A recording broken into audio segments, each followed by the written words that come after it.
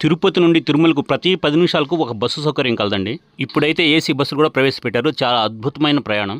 అయినా కూడా అలిపిరి దారిలో భక్తుల సంఖ్య పెరుగుతూనే ఉంది కానీ తగ్గటం లేదండి.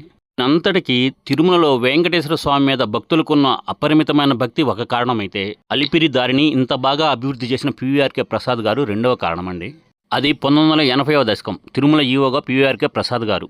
అలిపిరి దారిలో భక్తుల కష్టాలు తెలుసుకోవడం కోసం తను సామాన్య భక్తుల్లో అప్పుడప్పుడు అలిపిరి దారిలో నడుస్తూ ఉండేవాడు. ఎగుడు దిగుడుగా ఉన్న రాతి మెట్టను సరిచేయించడం, దూరంగా ఉన్న దీపస్తంభాలను దగ్గరగా వేయించడం. ఒకసారి వెళుతున్నప్పుడు ఓ పెద్దాయన తలపైన పెద్ద మూట, సంకలో సంచీలు. వెనుకనే వస్తున్న అతని భార్య చేతిలో పెద్ద రేకు పెట్టె. వాళ్ళ కొడుకు భుజాలపైన ఒక చిన్న పిల్లవాడు. వీరంతా ఒడ్డి కాసులవాడ గోవిందా అంటూ ఆయాసపడుతూ చెమటలు కక్కుతూ ఎక్కుతున్నారు. ఇది చూసి చెలించిన పివిఆర్కే ప్రసాద్ గారు వెంటనే ఉచిత లగేజీ సెంటర్ని ఏర్పాటు చేశాడు. ఒకసారి ఈయన ముందే బోరిన వర్షం పట్టడం, పిల్లా జల్లందరూ ఆహాకారాలు చేయడం ఇది చూసి చెలించిన పివిఆర్కే ప్రసాద్ గారు రేకుల షెడ్ను ఏర్పాటు చేశారు. గోవిందా.